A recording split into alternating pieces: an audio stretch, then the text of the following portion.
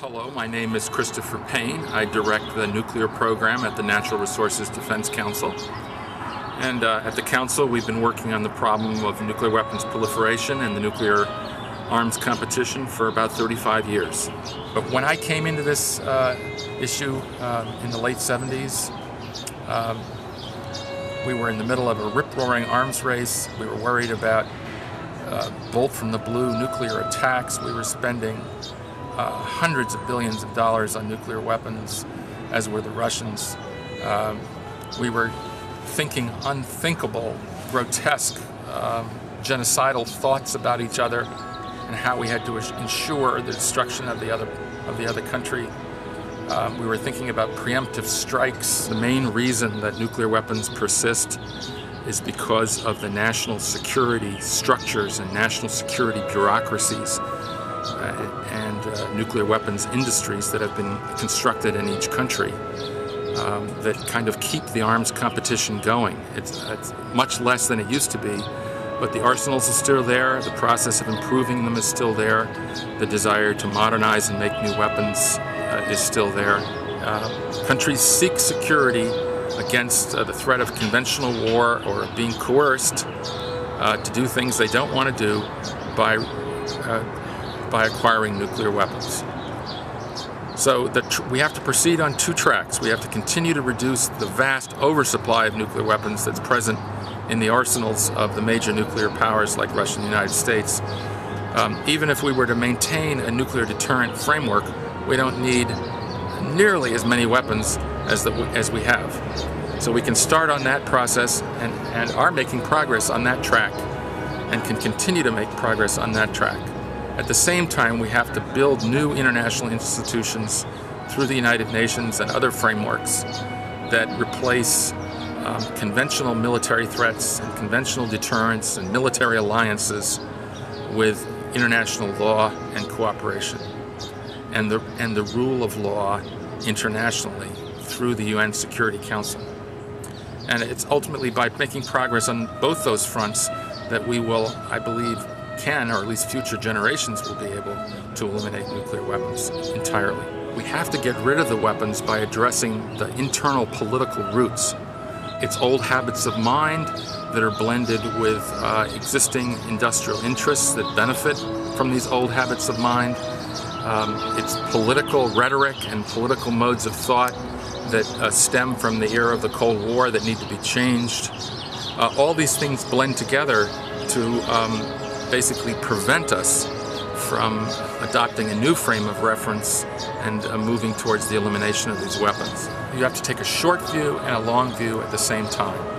And you have to realize that social transformation, including something as bold and as important as eliminating nuclear weapons, is a multi-generational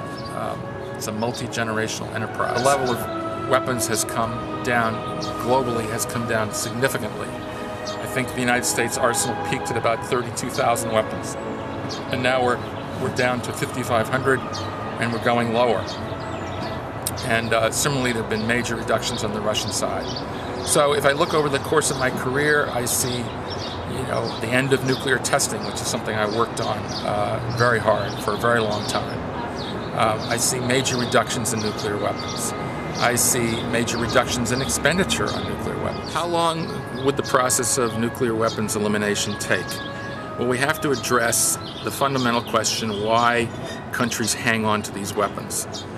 And I think they hang on to them because there is not yet in place a system of global cooperation and global governance that countries have confidence in.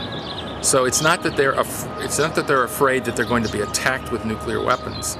They're afraid they're going to be attacked with other kinds of weapons to which they feel nuclear weapons are a deterrent.